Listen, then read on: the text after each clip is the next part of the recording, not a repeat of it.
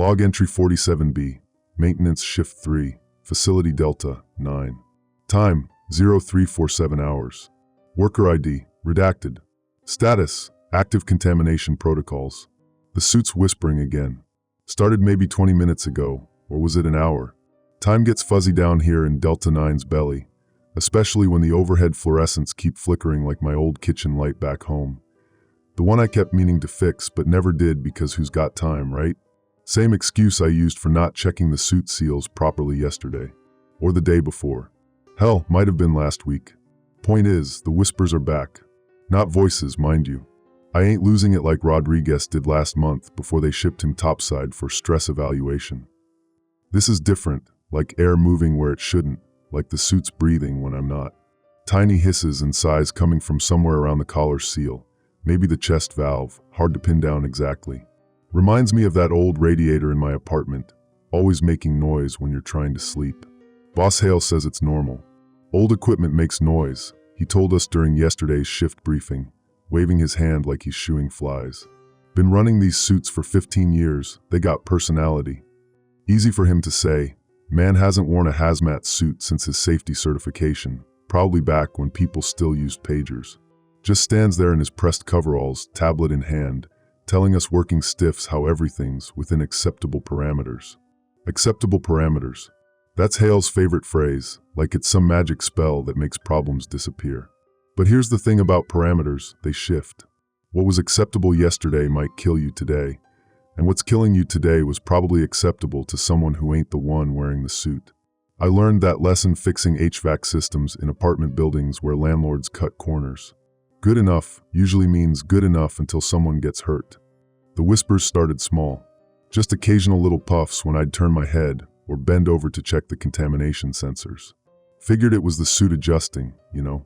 These things aren't exactly tailor-made. We get whatever size comes close to fitting.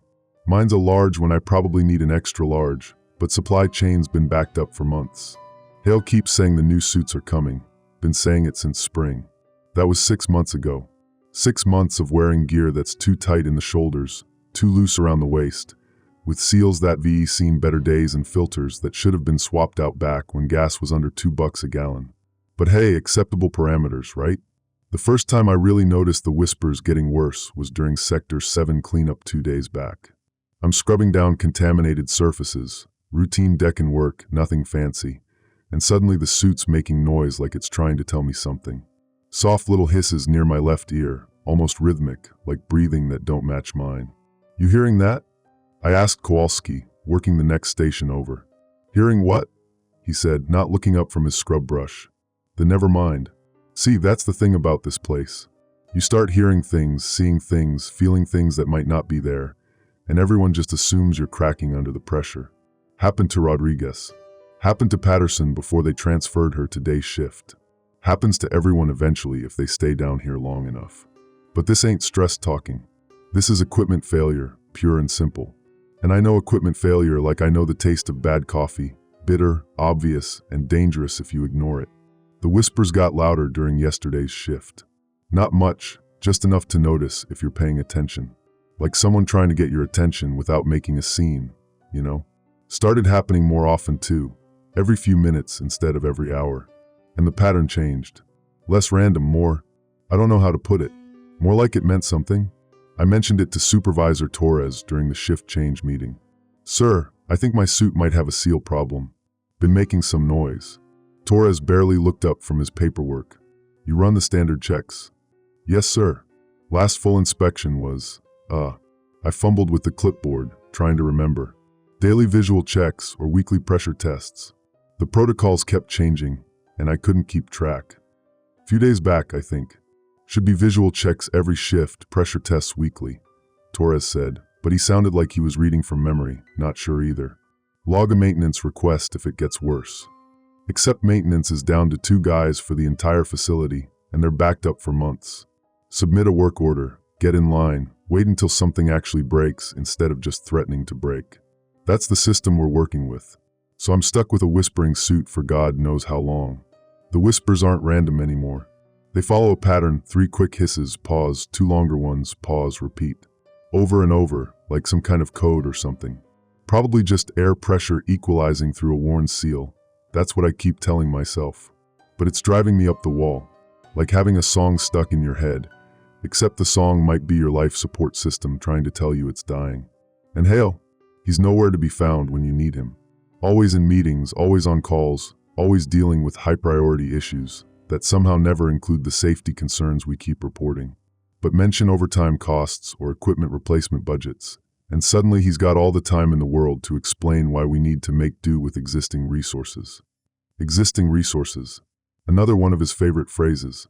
Our existing resources include suits that whisper, filters that haven't been changed since flip phones were cool, and air monitoring equipment that's older than some of the new hires. But hey, we're still breathing, so it must be working, right? Wrong. Dead wrong, and I'm starting to figure out why. See, I've been paying attention to things. Call it paranoia, call it professional curiosity, but when you've spent 20 years fixing broken systems, you develop an eye for patterns. And the pattern here stinks worse than the chemical storage area on a hot day. The whispers aren't coming from wear and tear. They're coming from somewhere specific, the air intake valve, right where the outside air gets processed through the filtration system. And here's the kicker. They only happen when we're in certain areas of the facility. Never in the clean zones, never in the offices upstairs.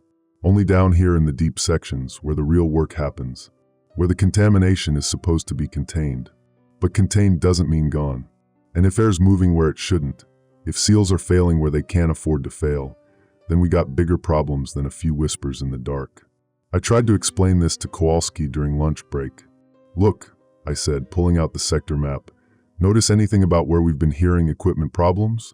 He squinted at the map, chewing his sandwich. Same places we always work. Exactly. And what do those places have in common? They're all. He paused, thinking. They're all downstream from the main processing center. Right. And if something's wrong with the main processing center, something that's letting contaminated air into the ventilation system, then our suits aren't protecting us from outside contamination. They're protecting us from contamination that's already inside. Kowalski stared at me like I'd grown a second head. You're saying the air down here is bad? I'm saying the air down here might be worse than we think. And our suits are trying to tell us. He laughed, but it sounded forced. Suits don't talk, man. They just do their job. When they're working properly, yeah. But what if they're not? That shut him up real quick. The thing is, I'm not trying to cause panic or spread rumors. I'm trying to stay alive. And keeping people alive is supposed to be management's job, but management's got their heads so far up the budget reports they can't see the forest for the trees. Or in this case, can't smell the contamination for the cost savings. The whispers are getting stronger, more frequent, and they're not just in my suit anymore. Kowalski admitted yesterday that his has been making funny noises too. Henderson from second shift mentioned something about airflow irregularities. Even Torres looked nervous during this morning's briefing, kept adjusting his collar like his suit was riding up on him. But nobody's talking about it officially. Nobody's filing reports. Nobody's demanding answers. Because asking questions means admitting there might be problems, and admitting problems means spending money to fix them. And spending money means explaining to corporate why the budget's going over. And that's a conversation nobody wants to have. So we keep working, keep wearing the whispering suits, keep pretending everything's fine. And the whispers keep getting louder. 3 short, 2 long pause. 3 short, 2 long pause. Like a warning signal. Like a countdown. Like time running out. Margin notes scrawled in different pen. Counter readings jumpy today. Needle won't stay steady. Probably the old tube acting up again. Or maybe the air's just thicker down here than usual. Log entry 48A. Maintenance shift 3. Facility Delta 9. Time 1,142 hours. Worker ID redacted. Status equipment inspection in progress. The whispers ain't whispers anymore. They're screams. Well, not screams exactly. That'd be too obvious, too clean. These are more like when you got a tire going flat but real slow. That steady hiss that means you're going to be stuck on the roadside soon enough. Except it's coming from inside my suit, and there ain't no spare in the trunk for this kind of breakdown. Started around 0800, right after we got the sector assignments. Torres handed out the work orders like always, avoiding eye contact like he's afraid we might ask questions he can't answer. My sheet said routine Deccan, sectors 7 to 12, standard protocols. Standard protocols, that's management speak for same stuff you've been doing. don't expect any new equipment. But here's where things got weird. Soon as I suited up and ran the pre-shift checks, that pattern I mentioned, 3 short, 2 long, started going crazy. Instead of every few minutes, it was every few seconds. And instead of soft hisses, these were sharp little pops, like someone snapping their fingers inside my helmet. Anyone else's suit acting up today? I asked during the safety briefing. Henderson raised his hand. Yeah, mine's been making noise since yesterday. What kind of noise? Torres asked, but his voice had that edge to it, like he was hoping the answer would be normal equipment sounds. Hard to describe, Henderson said. Like breathing, but not mine. Torres wrote something on his clipboard. Probably nothing useful, but at least he wrote something. That's progress, I guess. Visual inspections every day, Torres said, like he was reminding himself as much as us. Pressure tests weekly. Log any abnormalities. Except here's the thing. I couldn't remember if we were supposed to do visual inspections daily or pressure tests daily. The protocols kept changing, and the printed guidelines were older than the equipment. Some said daily visual, weekly pressure. Others said weekly visual, daily pressure. And the newest memo, the one that came down from corporate last month, said something about adjusted inspection schedules based on operational requirements. Whatever the hell that means. So I did what I always do when the rules don't make sense. I made my own rules. Started with a full visual inspection of my suit, checking every seal, every connection, every piece of tape holding the old gear together. That's when I found the first problem. The main air intake valve, the one that connects to the facility's filtered air system, had a crack in the housing. Not a big crack, maybe 1/4 inch long, but deep enough that you could see the metal underneath the protective coating. And around that crack, the metal looked wrong, discolored, like it had been exposed to something it wasn't designed to handle. Torres, I called over. You need to see this. He walked over, squinted at the valve housing. Looks like normal wear and tear to me.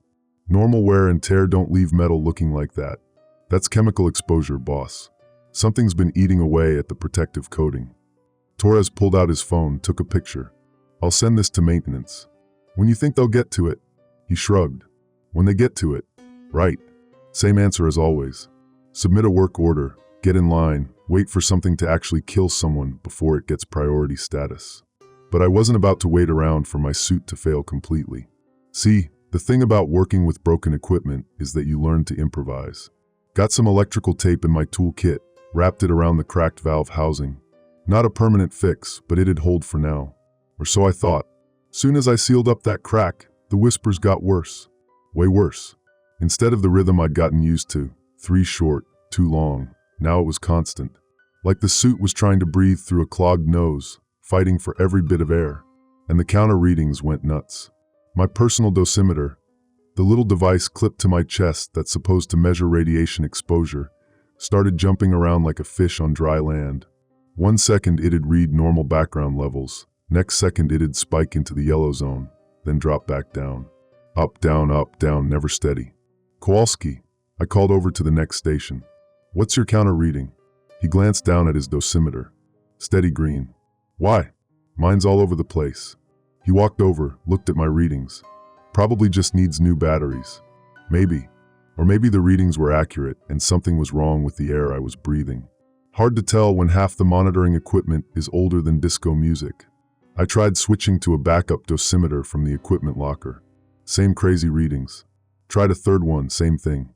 Either all 3 devices were broken, or I was getting exposed to something the others weren't. Wait. Let me back up a second. The backup dosimeters, where'd I get them from again? Oh right, the equipment locker near Sector 8. Same locker where we keep the spare filters, the emergency repair kits, the stuff that's supposed to save our lives when everything goes wrong. Except when I opened that locker, half the spare filters looked like they'd been sitting there since the Clinton administration. Packaging all yellowed and brittle, seals that cracked when you touched them. And the emergency repair tape? The kind we're supposed to use for suit breaches? Most of the rolls were dried out, wouldn't stick to anything. But hey, acceptable parameters, right? That's when I noticed the pattern. The counter spikes were happening at the same time as the breathing sounds from my suit. Every time the suit made that struggling wheeze, the radiation readings jumped. Like whatever was causing the suit problems was also causing contamination problems. Like the two were connected. I started paying closer attention to where I was when the readings spiked. Sector 7, near the main air intake vents. Sector 9, by the primary filtration units. Sector 12, right next to the sealed storage area, where they keep the heavy-duty cleaning chemicals. All areas that connected to the facility's central air system. All areas where contaminated air could spread if the filtration systems were failing. And here's what really got me thinking. All areas where we'd been having the most routine maintenance issues over the past few months. Pumps breaking down, seals needing replacement, filters clogging up faster than they should. Problems that got fixed with whatever parts were available, not necessarily the right parts. Like that time last month when the primary circulation pump in Sector 9 died, and instead of waiting for a proper replacement, maintenance jury-rigged something with parts from 3 different manufacturers. Got the air moving again, but who knows if it was moving the right air in the right direction. Torres, I called out during the lunch break. We need to talk. He looked up from his paperwork, already wearing that expression that said he didn't want to hear whatever I was about to tell him. What now? I think we got a bigger problem than bad suit seals. I showed him the dosimeter readings, explained about the pattern, pointed out the locations where the readings spiked. He listened, nodding occasionally, but his eyes kept wandering back to his paperwork. Look, he said when I finished, I'll make a note in the shift report, but unless we got clear evidence of a safety violation. What's clearer evidence than radiation spikes? Consistent radiation spikes, documented contamination. Something corporate can't dismiss as equipment malfunction. There it was, the real problem. Not the failing equipment, not the contaminated air, but the corporate bureaucracy that required perfect documentation before anyone would take action. Meanwhile, we're down here breathing whatever's leaking through the system, trusting gear that's held together with tape and prayers. So what do you want me to do? I asked. Keep working until my counter goes permanently red? Torres rubbed his forehead like he was fighting a headache. Follow standard protocols. Log any anomalies. If things get worse, they're getting worse. If they get significantly worse, we'll reassess. Reassess. Another management word that means we'll think about doing something after it's too late to matter.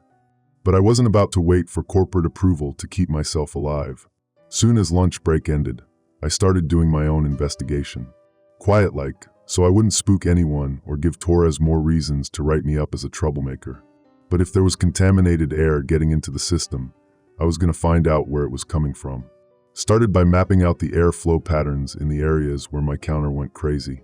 The facility's got a maze of ventilation ducts, all connecting back to a central processing unit that's supposed to filter out any contamination before the air gets distributed. In theory, clean air goes to the work areas, contaminated air gets processed and contained. In practice, theory and reality don't always match up. I followed the main air intake line from Sector 7 back toward the processing center. About halfway there, I found something that made my blood run cold. A makeshift repair job on one of the main ducts. Someone had patched a hole in the metal with what looked like aluminum tape and sheet plastic. Professional-grade repair work it wasn't. More like something you'd do in your garage when you can't afford to call a real contractor. And around the edges of that repair, the metal showed the same kind of discoloration I'd seen on my suit valve. Chemical damage. Corrosion from exposure to something that shouldn't be there. I took pictures with my phone, documented everything. GPS coordinates, timestamps, detailed shots of the damage. Real documentation, the kind that's hard to dismiss as equipment malfunction or worker paranoia. Then I kept following the ductwork. Found 2 more makeshift repairs. 3 sections where the metal looked corroded. 1 junction where someone had bypassed a section entirely, routing air around what was probably a major failure point. All unauthorized repairs. All done with whatever materials were handy. All potential points where contaminated air could leak into the system we were supposed to trust with our lives. Son of a. I caught myself before I said something that'd get me written up. But the anger was building, that slow burn you get when you realize someone's been lying to you. Not lying exactly, just not telling the whole truth. See, the thing about facilities like Delta 9 is that they're designed with multiple backup systems. Air filtration, contamination monitoring, emergency protocols. Everything in triplicate, with redundancies and fail-safes and warning systems. But redundant systems only work if someone maintains them. And maintenance costs money. And money's always tight, especially when corporate's looking at quarterly reports instead of long-term safety. So you start cutting corners, delaying repairs, making do with temporary fixes that turn into permanent problems. And pretty soon, your multiple backup systems become a single failing system held together with tape and hope. That's what was happening here. The central air processing unit wasn't just filtering contaminated air, it was creating it. All those unauthorized repairs, all that corroded metal, all those bypass safety systems had turned our life support into a slow-motion poison delivery system. And management either didn't know or didn't want to know. I was documenting the worst of the jury-rigged repairs when I heard footsteps behind me. "What are you doing back here?" I turned around. Henderson was standing there, looking nervous. His suit was making the same struggling sounds mine was, and his dosimeter was clipped to his chest like always. "Just checking some ductwork," I said. "You notice your counter acting up today?" He glanced down at his dosimeter. "Little bit. Figured it was just the old equipment acting up." "Take a look at this," I said, pointing to the corroded metal around one of the patches. Henderson leaned in, squinted at the damage. "Damn, that don't look good." "That's what I'm thinking. Question is, how long has it been like this?" "Long enough," said a voice from behind us. We both spun around. Kowalski was there, but he wasn't alone. Standing next to him was Assistant Supervisor Blake, Hale's right-hand man, the guy who usually handled the dirty work of keeping problems quiet. And Blake didn't look happy to see us poking around. "Gentlemen," Blake said, his voice carrying that fake friendly tone that managers use when they're about to screw you over. "Mind telling me what you're doing in a restricted area?" "Restricted area? Since when was the main ductwork restricted?"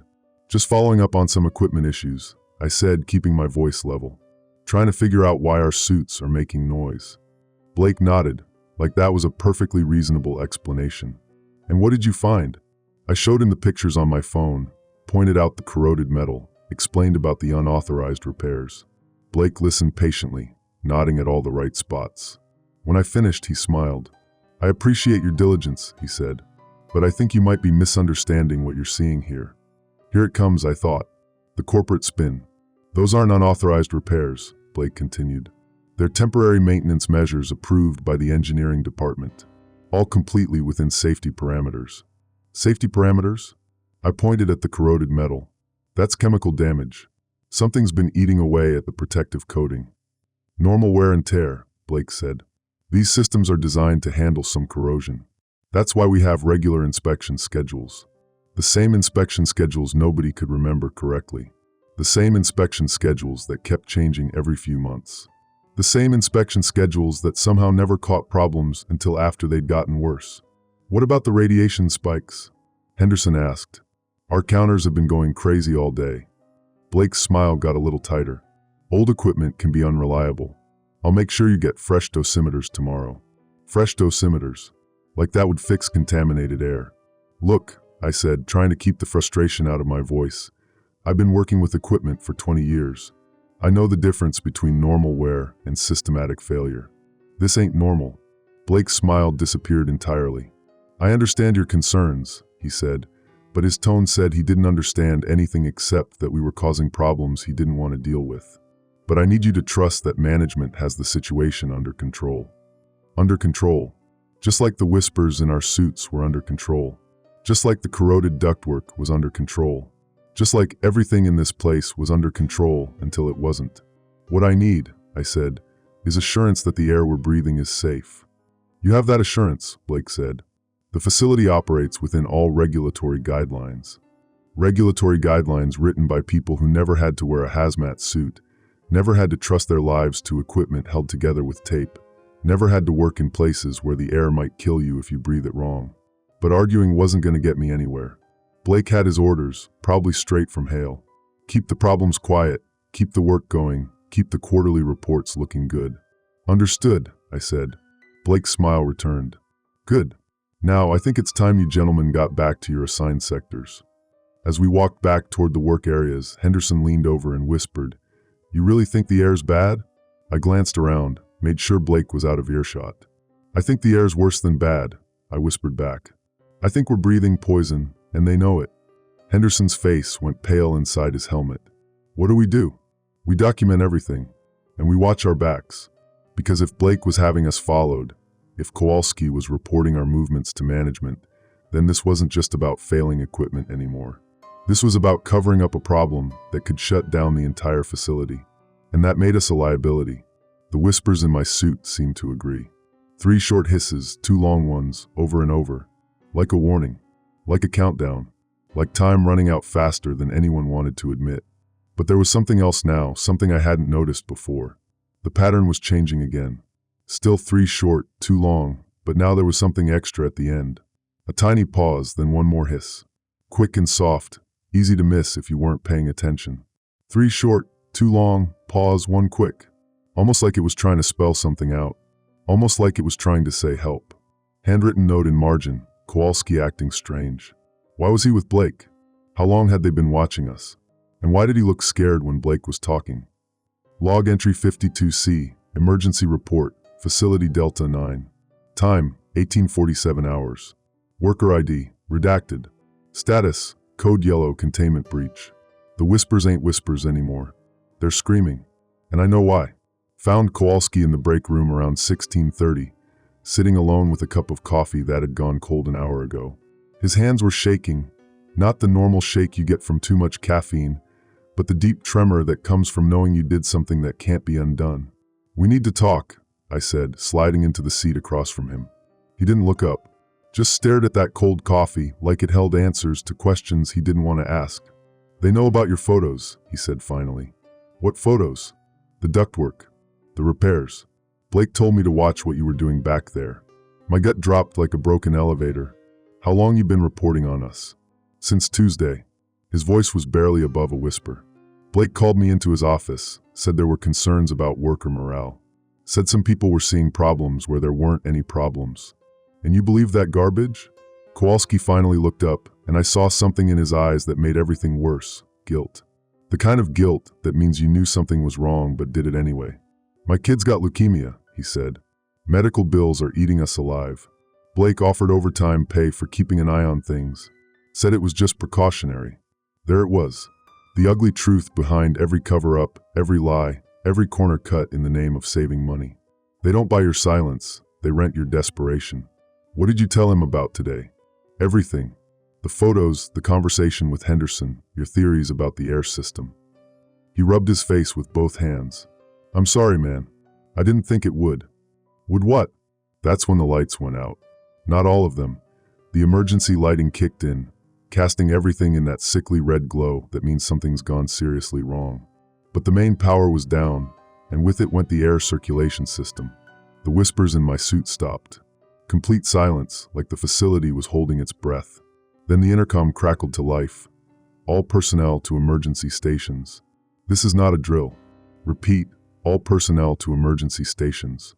Hale's voice, calm and professional, like he'd been expecting this. Kowalski and I looked at each other, both thinking the same thing. This wasn't a coincidence. "Backup power should have kicked in by now," I said. "Unless someone shut it off." We made our way to the main corridor, following the emergency lighting toward the central control room. Other workers were moving in the same direction. Henderson, Torres, a couple of guys from the day shift who'd stayed late for some reason. But no Blake. No management except Hale. The control room was lit up like Christmas morning, every monitor showing system status displays that painted a picture of coordinated failure. Primary power, offline. Backup generators, offline. Air circulation, offline. Contamination monitoring, offline. Everything that kept us alive was suddenly dead. "Gentlemen," Hale said without turning around from the main console, "we have a situation." He was typing commands into the system, his fingers moving with the kind of speed that comes from muscle memory. Like he'd practiced this exact scenario. "What kind of situation?" Torres asked. "Cascading system failure. Started with the primary power grid, spread to the backup systems." Hale's voice was steady, matter-of-fact. "We're running on emergency battery power for essential systems only." "How long do the batteries last?" Henderson asked. 6 hours. Maybe 8 if we shut down non-essential operations." Non-essential operations, like the air filtration system that was supposed to keep contaminated air from leaking into our work areas. Like the monitoring systems that warned us when radiation levels spiked. "What about evacuation?" I asked. Hale finally turned around, and I saw something in his expression that made my blood freeze. Not panic, not concern, calculation. Like he was working out a math problem in his head.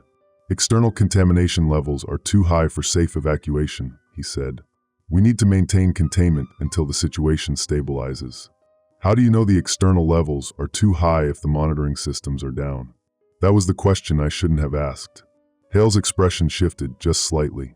The look of a man who'd been caught in a lie, but wasn't quite ready to admit it. Satellite data, he said. Weather service reports. Satellite data that somehow reached us, even though our communications were supposedly down. Weather service reports that arrived faster than emergency services. Show me, I said. That's not necessary. Show me the damn reports. The room went quiet.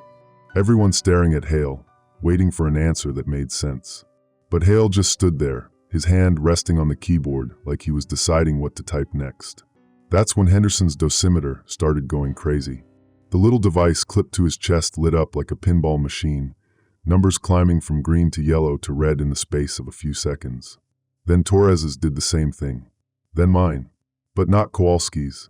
His stayed steady green, even though he was standing right next to us. Why isn't your counter spiking? I asked him. Kowalski looked down at his dosimeter, confused. I don't know. Maybe it's broken? Or maybe it was the only one working correctly. Maybe the rest of us were getting dosed with something that wasn't registering on his equipment. I grabbed his dosimeter and held it next to mine. His red normal background levels. Mine was climbing toward the red zone. Hale, I said, my voice harder than I'd ever used with management. What the hell is going on here? That's when he made his mistake. Instead of trying to spin another lie, instead of sticking to the script about system failures and satellite data, he told the truth. The containment protocols are working exactly as designed, he said. Containment protocols. Not evacuation protocols, not emergency procedures, containment. Like we were the contamination that needed to be controlled. What containment protocols? Hale turned back to his console, started typing again. In the event of a major system failure, facility personnel remain in secure areas until external response teams can assess the situation. How long? As long as necessary. That's when I understood. This wasn't a system failure, it was a controlled shutdown. The power didn't go out by accident, the backup generators didn't fail on their own, the air circulation didn't just happen to stop working. Someone had turned it all off. Someone who knew that cutting the power would trap us inside with whatever was contaminating the air system. Someone who needed time to clean up a mess before anyone from outside could come in and see what was really happening. You son of a... I caught myself, but barely. You did this. You shut everything down. Hale's fingers stopped moving on the keyboard. When he turned around this time, the mask was completely off. No more corporate smile, no more fake concern for worker safety. I did what was necessary to contain a potential contamination event, he said. Standard protocol for this type of incident. What incident? The only incident here is you poisoning us with your jerry-rigged air system. That's enough, Hale said, but his voice had lost its authority. He sounded like what he was, a middle manager in over his head, following orders from people who'd never set foot in this facility. No, it ain't enough. I stepped toward the console, and Hale moved to block me. How long have you known about the contaminated air? There is no contaminated air. All systems are operating within acceptable parameters. Then why are our counters in the red zone? Equipment malfunction. All of them? At the same time? That's some coincidence. Hale's jaw tightened. Return to your assigned areas. That's an order. Or what? You'll fire me? I laughed, but there wasn't any humor in it. Kind of hard to file termination paperwork when we're all dead from radiation poisoning. That's when Torres stepped up beside me, then Henderson. Even a couple of the day shift guys moved closer to the console. But not Kowalski. He stayed where he was, looking like he wanted to disappear into the floor. You want to know what I think? I said, staring straight at Hale. I think you've been covering up contamination problems for months. I think all those jury-rigged repairs, all those bypass safety systems, all those temporary measures have been leaking poison into our air supply. And I think when someone finally started asking questions, you decided it was easier to bury the evidence than fix the problem. Hale's face had gone pale, but he held his ground. You're talking about sabotage. That's a serious accusation. I'm talking about murder. That's a serious crime. The room erupted. Henderson started shouting about his family. Torres was demanding to see the real contamination readings. The day shift guys were talking about calling the authorities. But Hale just stood there, calm as ever, waiting for the noise to die down. When it finally did, he spoke in that same matter-of-fact tone he'd been using all along. The external response team will be here in 4 hours, he said.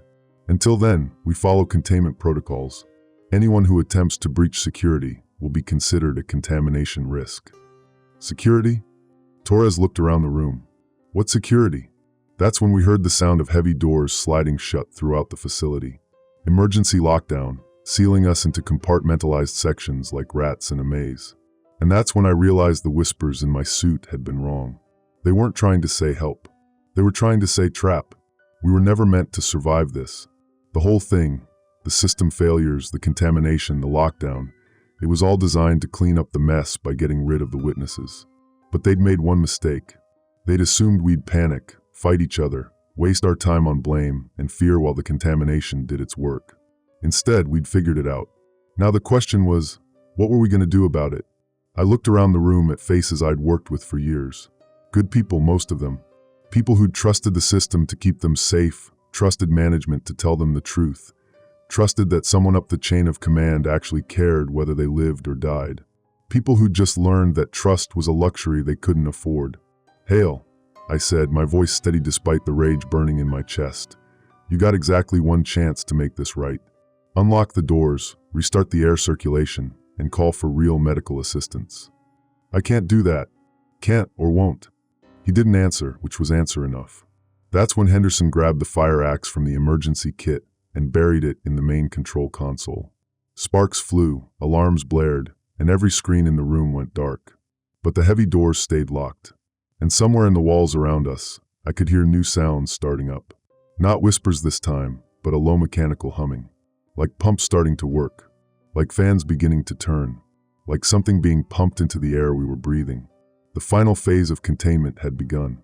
Handwritten note in margin, shakier than before. Kowalski's still not looking at us. His counter's still reading normal. Beginning to think he's not just reporting to management, he's part of the plan. But part of me wonders, is he scared of them too? What did they threaten him with to get his cooperation? And why does he look like he's about to be sick every time Hale talks? Scrawled at bottom, the humming's getting louder. Whatever they're pumping in, it's not fresh air. My suit's not whispering anymore, it's screaming. And I finally understand why. They're not trying to contain the contamination. They're trying to contain us. Log entry 53 final, facility Delta 9. Time, 2,147 hours. Worker ID, redacted. Status, code red, containment failure. The humming stopped at 2030. Not because they turned it off, because we made them turn it off. Turns out Henderson wasn't just swinging that axe wild. 23 years as a maintenance tech teaches you where the important wires run, and he buried that blade right through the main distribution panel for the environmental control system. Cut off power to whatever they were pumping through the vents. But that was 3 hours ago, and we're still locked in here like rats in a cage. Only now the cage is filling up with something worse than contaminated air. It's filling up with the smell of our own fear, and the sound of Kowalski finally telling us the whole truth. They knew about the ductwork problems 6 months ago, he said around 2100, after sitting in the corner like a kicked dog while we tried everything we could think of to get those doors open. Not just Blake, corporate knew. Someone from the main office came down in February, took photos of the same things you've been documenting. And they did nothing? Torres was pacing the small space between the dead console and the emergency supply cabinet, his dosimeter still clicking like an angry cricket. Worse than nothing. They calculated the cost of fixing it versus the cost of other options. I stopped trying to pry at the door seal with a crowbar I'd found in the emergency kit. What other options? Kowalski looked up at me, and in the red emergency lighting his face looked like something out of a nightmare. Hollow cheeks, dark circles under his eyes, that gray pallor people get when they realize they're already dead, but their body hasn't figured it out yet. Insurance claims, wrongful death settlements, legal fees, cleanup costs. His voice was flat, emotionless. Turns out it's cheaper to lose a few workers than it is to shut down operations for 3 months while they rip out half the ductwork. The room went quiet except for the clicking of our dosimeters and the distant sound of Henderson throwing up in the corner. He'd been sick twice since the humming stopped, probably from whatever they'd been pumping into the air. "How much?" I asked. "How much what? How much are we worth? To them? What's the magic number where a human life becomes too expensive to save?" Kowalski didn't answer right away, just stared at his hands like they belonged to someone else. 2.3 million, he said finally. per person. That's the break-even point where it becomes cost-effective to just let things happen. $2.3 million. That's what my life was worth to the corporate accountants who'd never set foot in this facility, never breathed air that tasted like metal and fear, never trusted a safety system that was designed to fail. Less than the cost of a luxury house. Less than what they probably paid their executives in bonuses last year. But here's what they didn't factor into their calculations, I said, hefting the crowbar again. They assumed we'd just lie down and die like good little worker bees. I started working at the door seal again, trying to find any weakness in the emergency locking mechanism. The steel was solid, built to withstand pressure from both sides, but everything has a breaking point if you know where to look. "What are you doing?" Hale asked. He'd been quiet since Henderson smashed the console, just sitting at his desk like he was waiting for someone to tell him what to do next. "I'm getting us out of here." "You can't. The external contamination." "Cut the garbage, Hale." I didn't bother looking at him. We all know there's no external contamination. The only poison in this place is coming from you and your corporate masters. Even if that were true, you can't get through that door. It's designed to keep us in, I finished for him. "Yeah, I figured that part out, but every system has a weakness." Torres stopped pacing. "What kind of weakness?" "Emergency release." I pointed to a small access panel near the bottom of the door frame. "Fire code requires manual override capability in case of power failure." "That panel's been welded shut," Henderson said, wiping his mouth with the back of his hand. "I noticed it earlier but didn't think."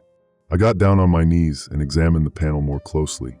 He was right. Someone had run a welding bead all around the edges, sealing it permanently closed. "When?" I asked. Henderson thought for a moment.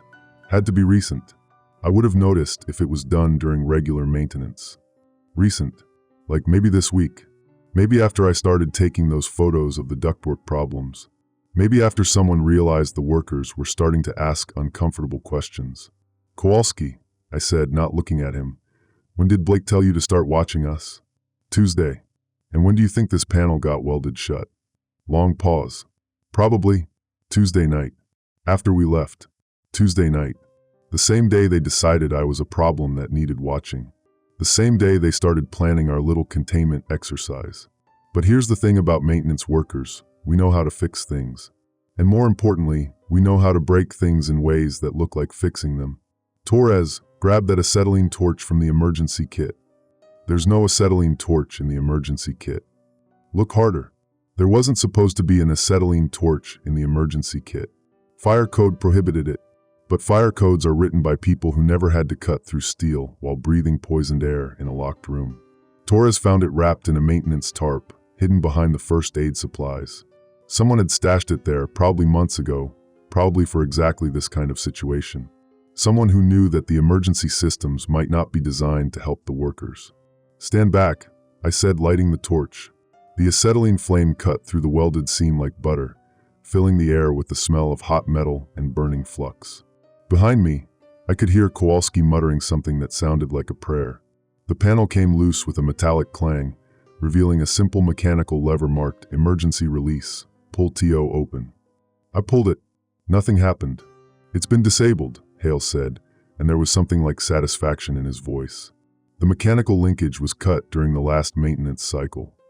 I shined my flashlight into the panel housing, and sure enough, the metal cable that should have connected the lever to the door mechanism was missing about 6 inches from its middle. Cut clean through with bolt cutters.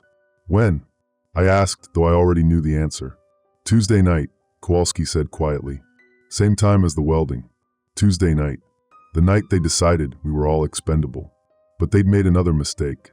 "Torres, you still got that electrical wire from your toolkit?" "Yeah, got about 10 feet of 12 gauge, but..."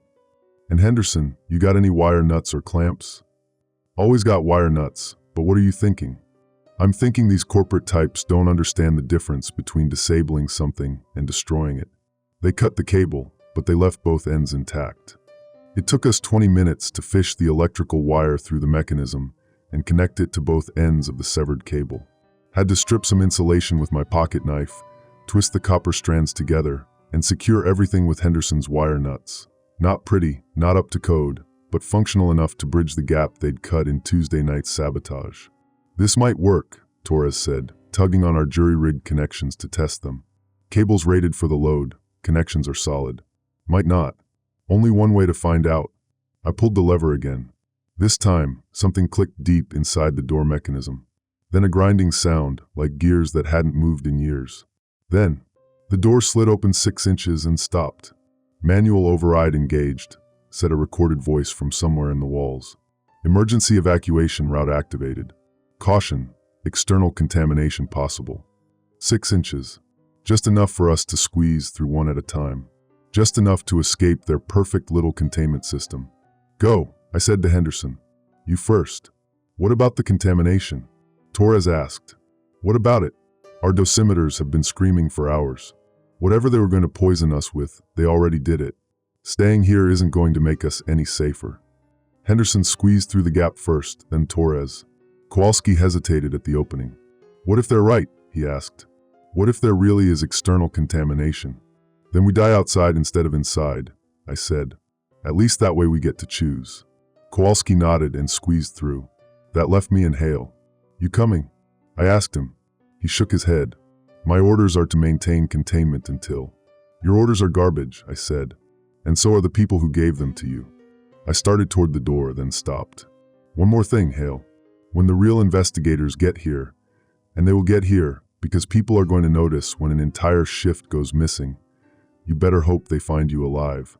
Because dead men can't testify about corporate cover-ups. I squeezed through the gap and found the others waiting in the main corridor. The emergency lighting was still on, casting everything in that red glow that made the whole facility look like the inside of a wound. Which way? Torres asked. Emergency exits at the far end, Henderson said. But it might be locked too. Then we'll cut through that one too, I said. We've got the torch, we've got the wire, and we've got something they never counted on. What's that? We know how their systems work, because we're the ones who built them. It took us another hour to reach the emergency exit, cutting through 2 more locked doors and bypassing a security checkpoint that someone had activated remotely from God knows where. Each door took longer than the first. They'd learned from our escape route and tried to slow us down. The outside air tasted like freedom. Cold, clean, and completely uncontaminated. No radiation. No poison gas. No mysterious toxins. Just regular night air with a hint of diesel fumes from the highway and the distant smell of rain. We stood in the facility parking lot under the security lights for a long time, just breathing and looking back at the building where we'd almost died. The place looked normal from the outside, just another industrial complex with a night shift running and some vehicles in the employee parking area. You'd never know from looking at it that inside, a group of corporate executives had just tried to commit murder in the name of cost savings. So what now? Kowalski asked. Now we make some phone calls, I said. EPA, OSHA, State Attorney General, local news media. Anyone who'll listen. They'll deny everything, Torres said. Corporate will claim it was a legitimate safety exercise gone wrong. They'll have lawyers and investigators and experts who'll swear the contamination was real. Maybe, I said, but they can't explain away the welded panel. They can't explain away the cut cable. They can't explain away the fact that there was no external contamination. And they can't explain away Kowalski's testimony, Henderson added. We all looked at him. He was staring at the facility with an expression I couldn't read. You'll testify? I asked. Yeah, he said. I'll tell them everything. The meetings with Blake, the reports I filed, the calculations about cost versus casualties. All of it, even if it means admitting you were part of it, especially if it means admitting I was part of it. He looked at me then, and I saw something in his eyes I hadn't seen before, determination. My kid's got leukemia. If I don't stop this, someone else's kid is going to end up the same way. We walked to my truck and started making calls. First the emergency services, to report the incident and make sure Hale got medical attention if he needed it. Then the regulatory agencies, to report the safety violations and the attempted cover-up. By morning, there were investigators crawling all over the facility. By the end of the week, there were congressional hearings announced.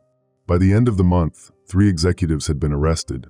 Blake was facing federal charges for conspiracy, and the company had been fined more than the cost of fixing all their facilities would have been in the first place. But here's what really mattered.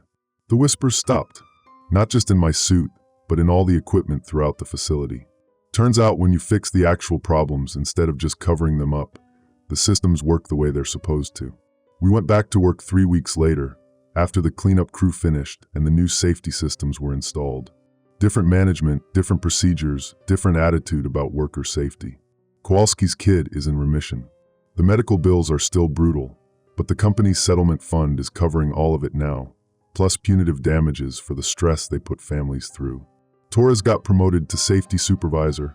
Henderson's teaching a course on emergency systems for the new workers. And me? I'm still taking photographs, still documenting problems, still asking uncomfortable questions. But now when I find something wrong, people listen, because they know what happens when they don't. The facility runs quiet now. Clean air, functioning systems, regular maintenance. The only sounds you hear are the normal industrial noises, pumps and fans, and the occasional Geiger counter doing its job. No whispers, no screaming, no mechanical humming in the middle of the night. Just the sound of people doing their work and going home safe to their families. The way it should have been all along. Final handwritten note in steadier writing. Found something else today. A document in Blake's old office, missed by the investigators. A memo from corporate dated 6 months ago, outlining the acceptable loss parameters for the facility. Not just for our building, but for 12 other locations nationwide. 12 other facilities with workers who don't know they're breathing poison. 12 other management teams with orders to contain problems instead of fixing them. The fight's not over. It's just getting started. But at least now I know what we're really fighting for. Not just our lives, not just our jobs, but the simple idea that a worker's safety shouldn't be subject to someone else's profit calculations. That a human life should be worth more than $2.3 million. That when the whispers start, someone should listen. And when they do, they better be ready to do something about it.